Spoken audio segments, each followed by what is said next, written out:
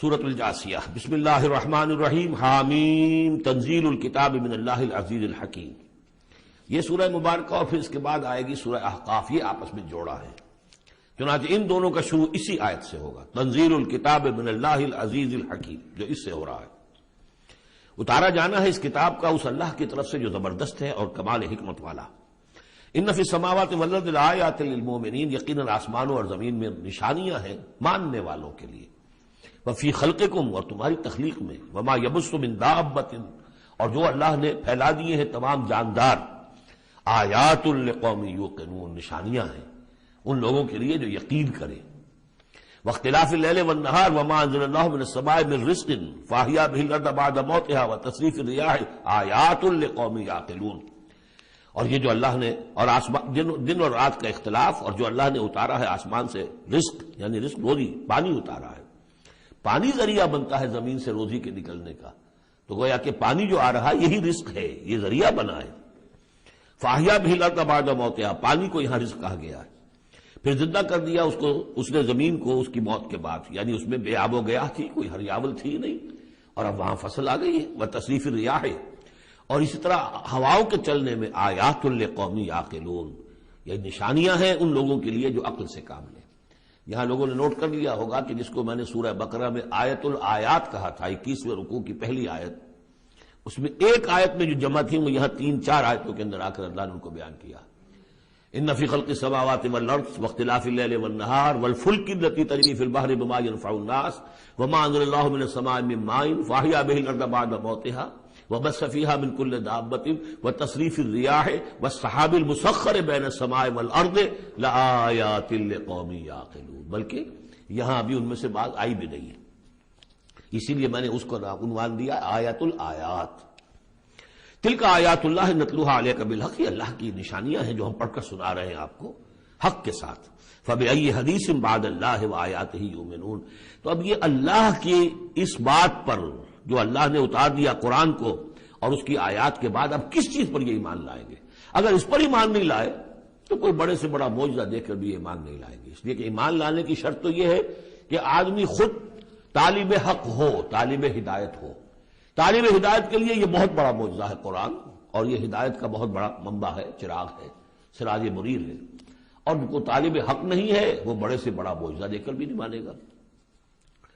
Well لکل افاک نسیم، تباہی ہے، بربادی ہے ہر اس شخص کے لیے جو جھوٹا ہے، باتیں گھڑنے والا، اسیم، گناہ گار ہے۔ یسمع آیات اللہ تتلی علیہ، وہ سنتا ہے اللہ کی آیات جو اسے پڑھ کر سنائی جاتی ہیں۔ ثم یصر مستکبرا کأن لم یسمعها، پھر وہ اڑا رہتا ہے ضد پر، اصرار سواد سے جب ہوتا ہے ضد کرنا۔ ثم یصر مستکبرا، اور تکبر کرتا ہے، اڑا رہتا ہے کأن لم یسمعها، ایسے جیسے انہوں نے سنا ہی نہیں اس کو۔ فبشرہ بعذاب الیم، یہ اکثر و بیشتر جو قریش کے سردار تھے ان کا حال یہی تھا، تو اے نبی ان کو بشارت دے دیجیے بہت بڑے عذاب کی، بہت دردناک عذاب کی۔ وَإِذَا عَلِمَ مِنْ آیَاتِنَا شَيْئًا اتَّخَذَهَا هُزُوًا، اور جب اس کے علم میں ہماری آیات میں سے کوئی بات آ جاتی ہے تو بجائے اس پر غور کرنے کے اس کا مذاق اڑاتا ہے۔ اولئک لہم عذاب مہین، یہ لوگ وہ ہیں کہ جن کے لیے اہانت آمیز عذاب ہوگا۔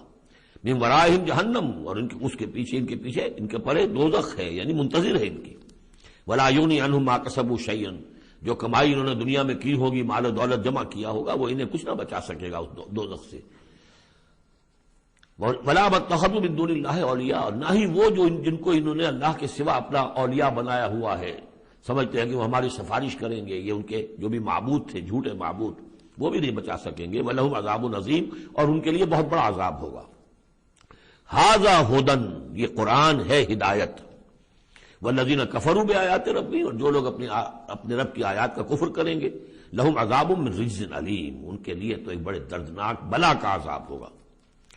اللہ الذی سخر لکم البحر لتجری الفلک فیہ بامرہ، اللہ ہی ہے وہ کہ جس نے تمہارے لیے سمندر کو اور دریاؤں کو مسخر کر دیا ہے، تمہاری خدمت میں لگا دیا ہے، تاکہ اس میں کشتیاں چلیں اس کے حکم سے۔ وَلِتَبْتَغُوا مِنْ فَضْلِهِ، اور تاکہ تم فضل تلاش کرو اللہ کا، کشتیوں کے ذریعے سے ہی سامان تجارت ادھر سے ادھر جاتا تھا۔ وَلَعَلَّكُمْ تَشْكُرُونَ، اور تاکہ تم شکر کرو۔ وَسَخَّرَ لَكُم مَّا فِي السَّمَاوَاتِ وَمَّا فِي الْأَرْضِ جَمِيعًا مِّنْهُ، اور اللہ نے تو تمہارے لیے مسخر کر دیا، تمہارے لیے کام میں لگا دیا وہ سب کچھ جو آسمانوں میں ہے اور وہ سب کچھ جو زمین میں، کل کا کل اپنی طرف سے۔ یہ جو آیات آتی ہیں کہ آسمان اور زمین میں جو شے اللہ نے تمہارے لیے مسخر کر دی ہے، اس میں یقیناً اشارہ تھا کہ انسان اپنی علمی ترقی اور اپنی ٹیکنالوجی کی ترقی کے ذریعے سے ان چیزوں تک رسائی حاصل کر سکتا ہے۔ اللہ نے تو مسخر کیا ہوا انہیں، گویا کہ انسان کی جو ریچ ہے، جہاں تک کہ اس کی رسائی ہے وہ ہے، اور اللہ تعالیٰ نہ معلوم کہاں تک انسان کو پہنچا دے گا۔ ان فی ذلک لآیات لقوم یتفکرون، اس میں آیات ہیں، نشانی ہے ان لوگوں کے لیے جو غور و فکر سے کام لیں۔ قل للذین آمنوا یغفروا للذین لا یرجون ایام اللہ، اے نبی ذرا اہل ایمان سے کہہ دیجئے کہ کچھ دیر کے لیے ابھی ذرا معاف کرتے رہیں ان لوگوں کو کہ جنہیں اللہ کے دنوں کا انتظار نہیں ہے، جو نہیں سمجھتے کہ وہ عذاب والا دن ان پر بھی آ سکتا ہے، یعنی یہ بھٹکے ہوئے، کیونکہ یہ ابھی یوں سمجھیے کہ وسط ہے مکی دور کا، تو اس میں ابھی وہی تلقین کی جا رہی ہے کہ جلدی نہ کریں مسلمان کہ اللہ کب تک انہیں چھوٹ دے گا، وہ عذاب ان پر آ جانا چاہیے، نہیں، ابھی ذرا ان سے درگزر کرو۔ قل للذین آمنوا، نبی کہہ دیجئے اہل ایمان سے، یغفروا ذرا درگزر کریں، للذین لا یرجون ایام اللہ، اب یہ وہ ایام اللہ کے لفظ آ گئے، از تذکیر بایام اللہ، یہ انہیں امید نہیں ہے، انہیں کوئی کھٹکا نہیں ہے، یہ بھولے ہوئے ہیں اللہ کے وہ دن کے جن میں بڑی بڑی قوموں کو ہلاک کر دیا گیا، انہیں کوئی اندیشہ نہیں ہے۔ لیجزی قوم بما کانوا یکسبون، تاکہ اللہ تعالیٰ بدلہ دے ہر قوم کو ان کی اپنی کمائی کے مطابق۔ من عمل صالحا فلنفسہ، جس کس نے اچھے کام کیے تو اپنے لیے کیے، اپنے بھلے کے لیے کیے، اپنے فائدے کے لیے کیے۔ ومن اساء فعلیہا، جس نے برا کام کیا وہ اس کا وبال اسی پر ہوگا۔ ثم الی ربکم ترجعون، پھر تم اپنے رب کی طرف لوٹا دیے جاؤ گے۔ وَلَقَدْ آتَيْنَا بَنِي إِسْرَائِيلَ الْكِتَابَ وَالْحُكْمَ وَالنُّبُوَّةَ، اور ہم نے بنی اسرائیل کو کتاب بھی دی اور حکومت بھی دی اور نبوت بھی دی۔ وَرَزَقْنَاهُم مِّنَ الطَّيِّبَاتِ، اور ہم نے انہیں بہت سے طیبات، بڑی پاکیزہ چیزوں سے نوازا۔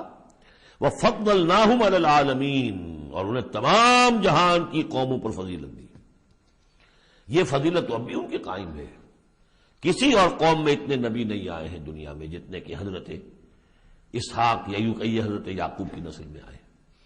ویسے تو نسل جو ہے حضرت ابراہیم کی ہے، لیکن بنی اسرائیل چونکہ حضرت یعقوب سے اپنے آپ کو منسوب کرتے ہیں، حضرت یعقوب کا لقب تھا اسرائیل، اور ان کے 12 بیٹے تھے، اسے 12 قبیلے، اور یہ بڑی قوم بنی۔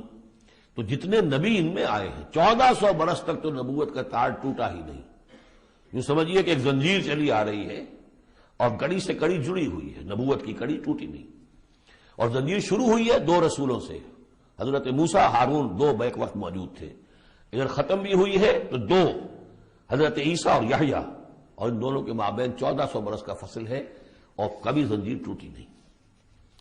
وَآتَيْنَاهُمْ بَيِّنَاتٍ مِّنَ الْأَمْرِ، لیکن دیکھ لیجیے بات سمجھ لیجیے وہ کیا ہے کہ پھر ان کے عمل کی وجہ سے، بدعملی کی وجہ سے، انہوں نے جب دین کو پشت دکھا دی، دین کی طرف پیٹھ کر لی، دنیا میں منہمک ہو گئے، آخرت کو بھول گئے، عیاشیوں میں، بدماشیوں میں لگ گئے، تو پھر وہی قوم ہے جس کے بارے میں 2 مرتبہ آ چکا ہے سورہ بقرہ میں، پھر سورہ آل عمران میں، ضربت علیہم الذلۃ والمسکنہ، ان پر ذلت اور مسکنت تھوپ دی گئی۔ اور وہی حال ہمارا ہے۔ اللہ نے ہمیں محمد رسول اللہ کی امت میں بنایا، پیدا کیا، بہت بڑا احسان، لیکن یہ کہ آج ہمارا حال کیا ہے؟ 150 کروڑ ہیں دنیا میں، تقریباً 1.5 ارب، لیکن دنیا میں کوئی عزت نہیں ہے ہماری، کوئی حیثیت نہیں، بین الاقوامی معاملات میں کوئی ہماری رائے لیتا ہی نہیں، پوچھتا ہی نہیں۔ کسنوی پرسد کے بھیا کی استی تم ہو کون، تمہاری بھی کوئی رائے ہے کہ نہیں، بلکہ ہمارے فیصلے ان کے ہاتھ میں ہوتے۔ زیادہ وقت نہیں ہے، اس پہ میری انگریزی میں بھی ایک ویڈیو ہے، دی ٹرموائل ان دی مسلم امہ، باقی یہ کہ اردو میں تقاریر ہے۔ ہم نے ان کو دیا وَفَضَّلْنَاهُمْ عَلَى الْعَالَمِينَ وَآتَيْنَاهُمْ بَيِّنَاتٍ مِّنَ الْأَمْرِ، ہم نے کھلی کھلی باتیں اپنے امر کی ان کو عطا کر دیں، اس سے مراد ہے دین۔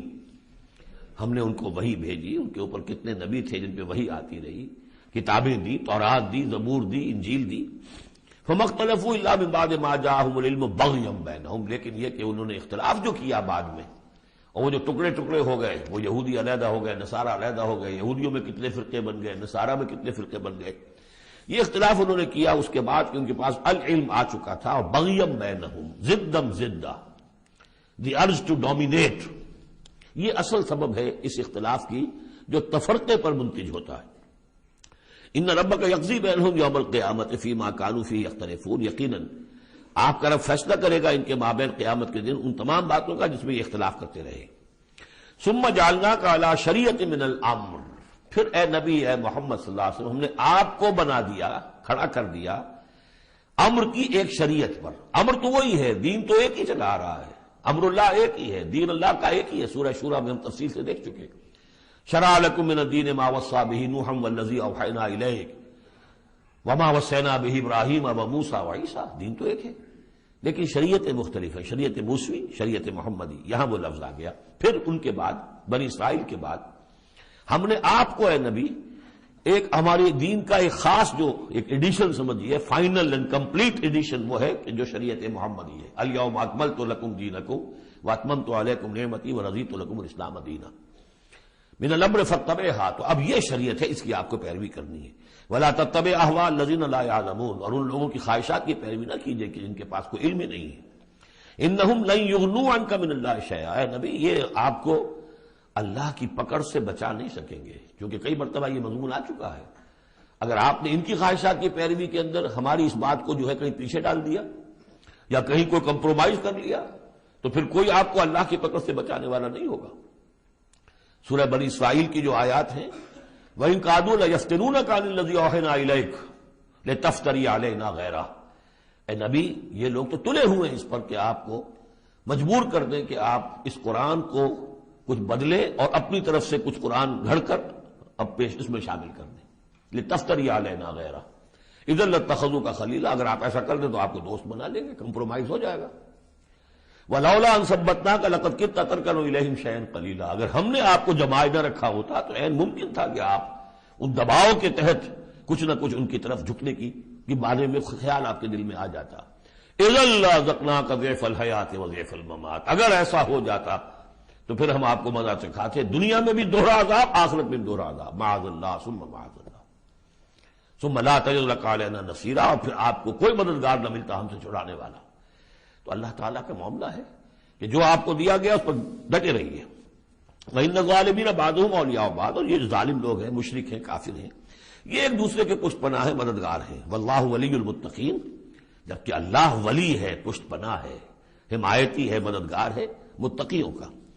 هَذَا بَصَائِرُ لِلنَّاسِ وَهُدًى وَرَحْمَةٌ لِقَوْمٍ يُوقِنُونَ، یہ ہے سوجھ کی باتیں، آنکھیں کھولنے والی باتیں لوگوں کے لیے، اور ہدایت اور رحمت ان لوگوں کے لیے جو ان پر یقین کریں۔ ام حسب الذین اجترحوا السیئات ان نجعلہم کالذین آمنوا وعملوا الصالحات، کیا ان لوگوں نے کہ جو یہ بری باتوں کا ارتکاب کر رہے ہیں انہوں نے یہ سمجھا ہے کہ ہم انہیں ان لوگوں کی طرح بنا دیں گے کہ جو ایمان لائے اور جنہوں نے نیک عمل کیے؟ سواء محیاہم و مماتہم، ان کی برابری ان کی زندگی ہو جائے گی اور ان جیسی ان کی موت ہو جائے گی۔ ساء ما یحکمون، کیا برا فیصلہ ہے جو یہ کر رہے ہیں۔ یعنی دنیا میں جو کچھ ہو رہا ہے، لیکن یہ کہ آخرت میں تو اللہ تعالیٰ نیکوکاروں کو وہ اجر و ثواب دے گا، وہ ان کے درجے ہوں گے، ان کے لیے وہ انعام و اکرام ہوں گے کہ جن کا یہ تصور نہیں کر سکتے، اور مجرموں کے لیے وہ سزا ہوگی جس کا اس وقت تصور نہیں کر سکتے۔ اگر آخرت نہ ہو تو پھر تو معاملہ تلپٹ ہو گیا کہ دنیا میں جنہوں نے عیش کیے، صحیح اور غلط کا فرق رکھا ہی نہیں، جائز اور ناجائز کا سوچا ہی نہیں، وہ تو پھر عیش میں رہے، انہوں نے یہاں عیش کیے۔ اور وہ بیچارے کہ جو ڈر ڈر کر وہ پھونک پھونک کے قدم رکھتے رہے، یہ کام تو غلط ہے، یہ میں نہیں کرنا، چاہے مجھ سے نفع ہو سکتا ہے لیکن حرام ہے، میں نہیں کروں گا۔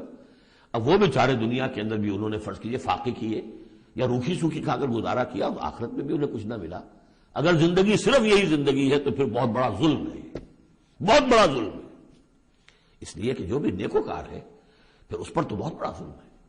اس حوالے سے قرآن کہتا ہے کہ جو آخرت کو نہیں مانتا وہ در حقیقت ہمارے عدل کا منکر ہے۔ وَخَلَقَ اللَّهُ السَّمَاوَاتِ وَالْأَرْضَ بِالْحَقِّ، جبکہ اللہ نے آسمان اور زمین بنائے حق کے ساتھ، عدل کے ساتھ، حکمت کے ساتھ۔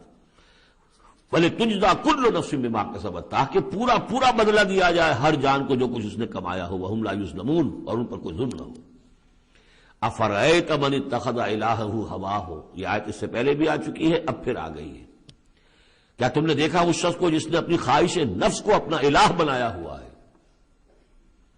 بہت اہم ہے یہ۔ دیکھیے میں نے گنوائی تھی آپ کو اس 8 صورتوں کے مجموعے میں 4 تو وہ ہیں جو بڑی ایک ترتیب کے ساتھ جو توحید عملی کو بیان کیا۔ توحید عملی کیا ہے؟ اللہ کی بندگی، اپنی اطاعت کو اس کو خالص کرتے ہوئے، صرف اسی کی اطاعت، اس کی اطاعت سے منہ موڑ کر کسی اور کی اطاعت یا مخلوق میں سے کسی کی اطاعت ایسے معاملے میں جس میں خالق کی پھر معصیت لازم آ رہی ہے، یہ شرک ہے۔ توحید یہ ہے کہ تم اعبدوا اللہ مخلصا لہ الدین، اللہ کی بندگی کرو، عبادت کرو، اس کے لیے اپنی اطاعت کو خالص کرتے ہیں۔ اسی کا ایک داخلی رخ ہے، دعا اللہ سے کرو لیکن مخلصین لہ الدین۔ پہلی بات سورہ زمر میں، دوسری سورہ مومن میں۔ اب اللہ ہی کی دعوت، توحید کی دعوت لوگوں تک پہنچاؤ۔ ومن احسن قولا ممن دعا الی اللہ وعمل صالحا وقال اننی من المسلمین، اور اس کا جو ذریعہ ہے، میڈیم ہے اس دعوت کا، وہ قرآن ہے۔ لہذا سورہ حمیم سجدہ میں 6 جگہ قرآن کی عظمت کا بیان، اور یہ کہ دعوت جو ہے اس کی مرکزی مضمون۔ اس دعوت کے نتیجے میں جو لوگ آئے، ملے، جڑے، جمع ہو، طاقت بنے، اور پھر وہ باطل کے غلبے کو ختم کر کے اللہ کے دین کو غالب کرے، یہ ہے اقامت الدین، یہ مرکزی مضمون ہے سورہ شورى کا۔ تو توحید عملی فرد سے لے کر اور پورے اجتماعی نظام تک ان 4 صورتوں مکمل ہو گئی۔ اب 2 صورتوں میں، سورہ زخرف میں اور یہاں سورہ جاثیہ میں، یہ جو اطاعت میں جو شرک ہو رہا ہے اس کی 2 انتہائی شکلوں کو بیان کر دیا۔ ایک شرک فی الاطاعت کیا ہے؟ انسانی حاکمیت کا تصور، حاکم تو اللہ ہے صرف، ان الحکم الا للہ لا یشرک فی حکمہ احدا لم یکن لہ شریک فی الملک، سورہ یوسف میں اور سورہ بنی اسرائیل میں اور سورہ کہف میں یہ سارے مضامین نہ پڑھیں۔ لیکن کوئی بھی حاکمیت کا اگر دعویٰ کرتا میں حاکم ہوں یہاں کا، جو چاہوں کروں، تو اس نے خدائی کا دعویٰ کیا، یہ تو شرک کی بدترین شکل ہو گئی۔ یہی دعویٰ فرعون کا تھا، یہی نمرود کا تھا۔ اسی طریقے سے انفرادی سطح پر شرک فی الاطاعت کیا ہے؟ نفس آپ کا جو ہے اندر ایک تقاضا کرتا ہے مجھے اس وقت یہ چیز چاہیے، اور آپ کو معلوم ہے کہ وہ حرام ہے، اللہ نے اسے حرام ٹھہرایا ہے۔ نفس میں فرض کیجئے جنسی خواہش ابھری ہے، حلال ذریعہ اس وقت آپ کے پاس کوئی نہیں ہے، بیوی موجود نہیں ہے یا شادی نہیں ہوئی آپ کی، نفس زور لگا رہا ہے، آپ نے کوئی حرام راستہ اختیار کر لیا۔ کیا مانی ہوئے کہ آپ نے نفس کی اطاعت کی ایک ایسے کام میں جو اللہ نے منع کیا ہوا، تو آپ کا معبود کون ہوا؟ نفس۔ چاہے آپ لا الہ الا اللہ کا ورد کر رہے ہوں، لیکن اگر خواہش نفس کی اطاعت کر رہے ہیں اس چیز میں کہ جو اللہ نے حرام کر دی، ہاں خواہش نفس، بھوک لگی ہے کھاؤ، حلال چیز کھاؤ، بالکل جان پر بن گئی ہے تو ٹھیک ہے، صرف جان بچانے کے لیے حرام سے بھی کھا سکتے ہو، لیکن وہ جب کہ جان پر بن گئی، ورنہ نہیں، عام حالات میں نہیں۔ اب یہ کہ اللہ تعالیٰ نے جو خواہش ہے، جنسی خواہش ہے، شادی کرو، نکاح کرو، لیکن حرام ذریعے سے نفس کا کوئی تقاضا پورا کیا تو اس کے معنی کیا ہوئے؟ تمہارا معبود اب نفس ہے۔ اس سے بھی آگے بڑھ کر حضور نے اس طرح واضح کر دیا، قیس عبد الدینار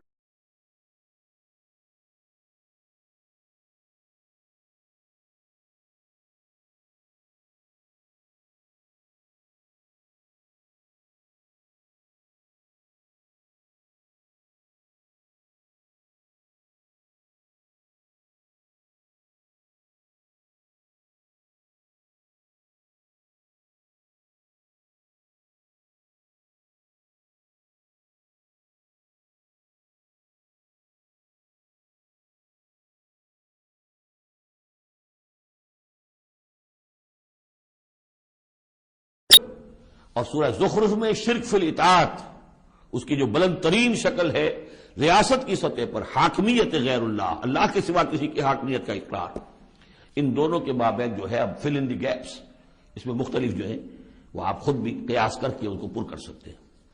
افرأیت من اتخذ الہہ ہواہ واضلہ اللہ علی علم، کیا تم نے غور کیا اس شخص کی حالت پر کہ جس نے اپنی خواہش نفس کو اپنا معبود بنا رکھا ہے اور اللہ نے اسے گمراہ کر دیا ہے اس کے علم کے باوجود؟ عالم بہت بڑا ہے، بہت بڑا سائنسدان ہے، لیکن یہ کہ اس ساری سائنسدانیت جو ہے اس کے نتیجے میں ایمان اسے نہیں مل رہا ہے۔ گویا کہ ختم اللہ علی قلوبہم وعلی سمعہم وعلی ابصارہم، اللہ نے وہ مہر لگا دی ہے ان کے اوپر کہ پوری کائنات دیکھ لی، چھان لی، پھٹک لی، پھر بھی اللہ نظر نہیں آیا۔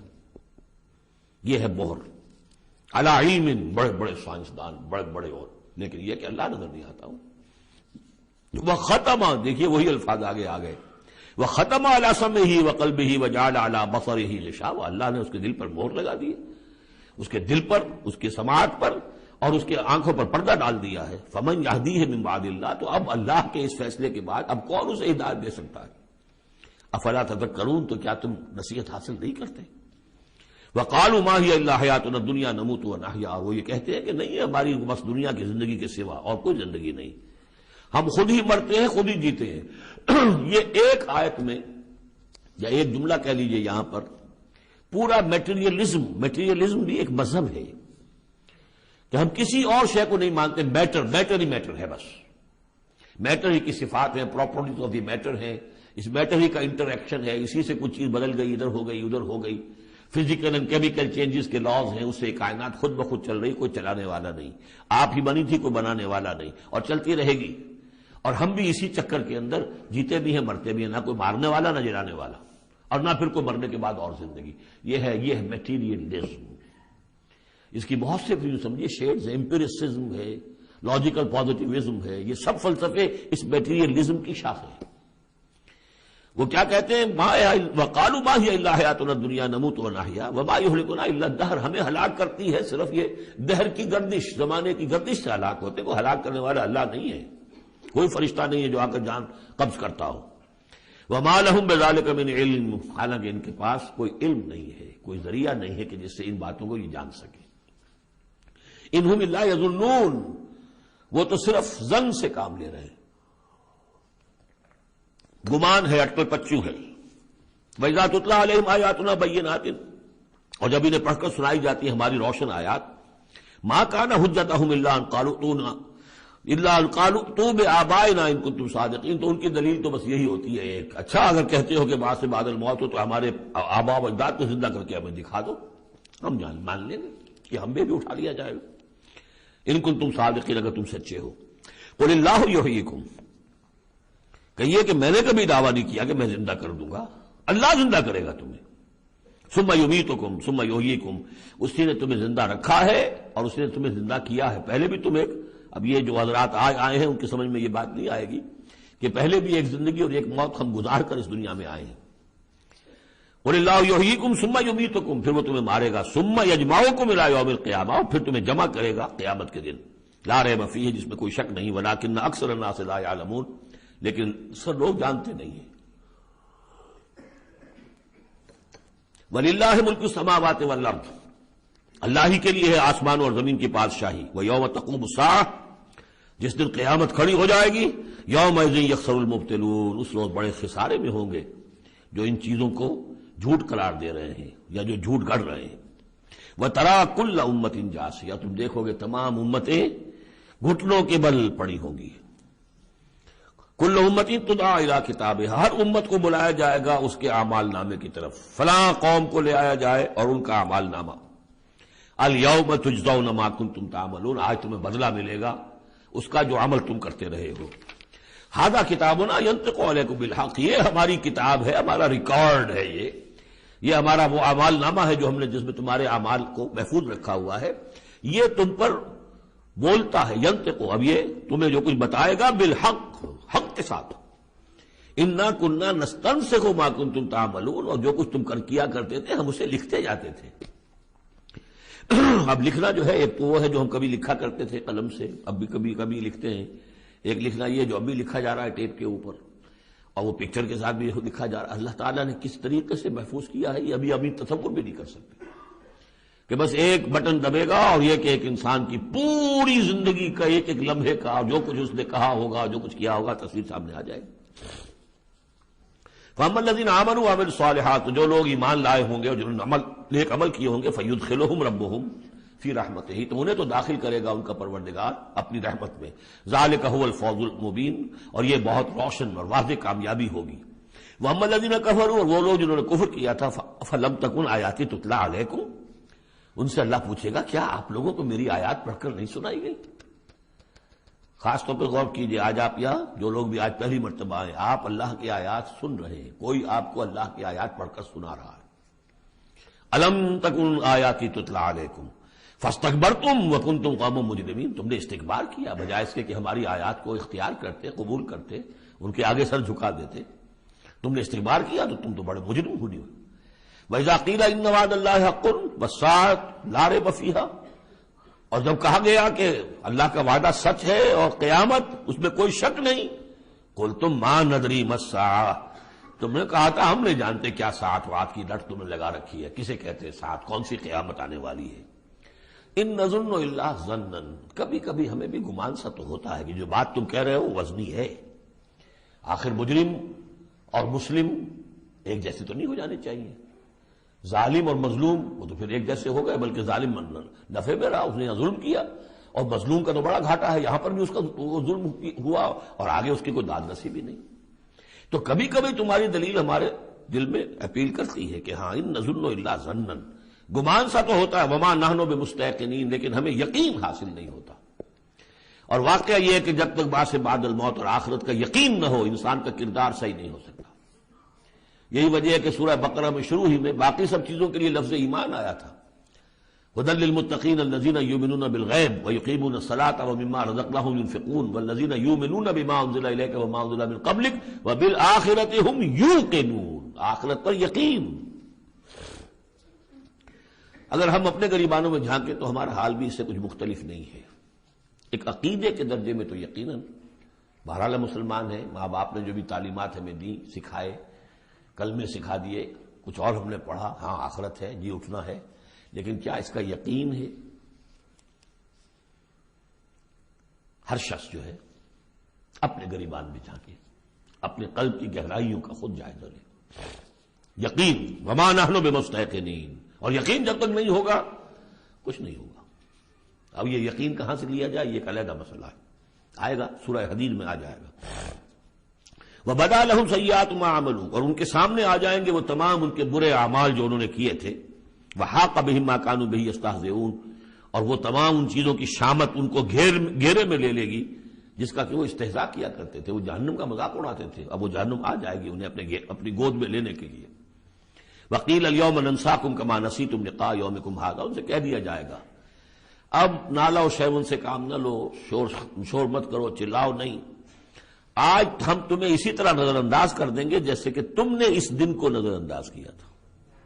وَمَأْوَاكُمُ النَّارُ، تمہارا ٹھکانہ اب آگ ہے، وَمَا لَكُم مِّن نَاصِرِينَ، اور اب تمہارے لیے کوئی مددگار نہیں ہے۔ ذَلِكُمْ بِأَنَّكُمْ اتَّخَذْتُمْ آيَاتِ اللَّهِ هُزُوًا، یہ اس لیے کہ تم نے اللہ کی آیات کو تو مذاق بنا لیا تھا۔ وَغَرَّتْكُمُ الْحَيَاةُ الدُّنْيَا، اور دنیا کی زندگی نے تمہیں دھوکے میں ڈالے رکھا۔ فَالْيَوْمَ لَا يُخْرَجُونَ مِنْهَا، تو آج وہ نہیں نکالے جائیں گے اس سے۔ وَلَا هُمْ يُسْتَعْتَبُونَ، اور نہ ہی یہ کہ انہیں یہ موقع دیا جائے گا کہ اچھا اگر توبہ کر لو تو ہم تمہیں معاف کر دیں گے، نہیں، وہ بات ختم ہوئی، توبہ کا موقع دنیا میں تھا۔ فَلِلَّهِ الْحَمْدُ رَبِّ السَّمَاوَاتِ وَرَبِّ الْأَرْضِ رَبِّ الْعَالَمِينَ، تو کل تعریف اور کل حمد کل شکر اس اللہ ہی کے لیے ہے جو تمام آسمانوں کا رب ہے، زمین کا رب ہے اور تمام جہانوں کا رب ہے۔ وَلَهُ الْكِبْرِيَاءُ فِي السَّمَاوَاتِ وَالْأَرْضِ، آسمانوں اور زمین میں بڑائی اسی کے لیے ہے۔ اللہ اکبر، اللہ سب سے بڑا ہے، وہ آسمانوں میں بھی سب سے بڑا ہے، زمین میں بھی سب سے بڑا ہے، لیکن زمین میں اس کے خلاف بغاوت ہو گئی، انسانوں نے کہا نہیں ہم بڑے، اللہ کا قانون پیچھے، ہمارا قانون آگے رہے گا، ہماری مرضی سے ہم قانون بنائیں گے۔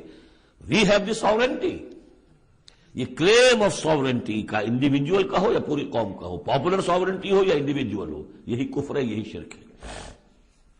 لیکن اسی لیے وہ لارڈس پریئر کے اندر جو الفاظ ہیں میں نے کئی دفعہ آپ کو سنائے ہیں کہ اللہ سے خطاب کر کے وہ انجیل میں دائی کنگڈم کم، اے اللہ تیری حکومت قائم ہو، thy will be done on earth as it is in heavens, تیری مرضی جیسے آسمانوں میں پوری ہو رہی ہے، سورج تو تیرا حکم مان رہا ہے، چاند تیرا حکم مان رہا ہے، یہ سارے کرے، یہ ساری گیلیکسیز، یہ تو سب تیرے حکم پر چل رہی ہے، یہ زمین میں فساد ہو گیا، ظہر الفساد فی البر والبحر، تو اے اللہ تیری حکومت یہاں بھی اسی طرح قائم ہو جائے، تیری مرضی یہاں بھی اسی طرح پوری ہو جیسے کہ آسمانوں میں پوری ہو رہی ہے۔ یہی ہے جس کے لیے ہم کوشش کریں، اقامت دین اسی کا نام تو ہے کہ اس زمین پر بھی اللہ کی حکومت ہو اور اللہ کا قانون نافذ ہو، اللہ کی مرضی اور اس کی شریعت کے مطابق فیصلے ہوں۔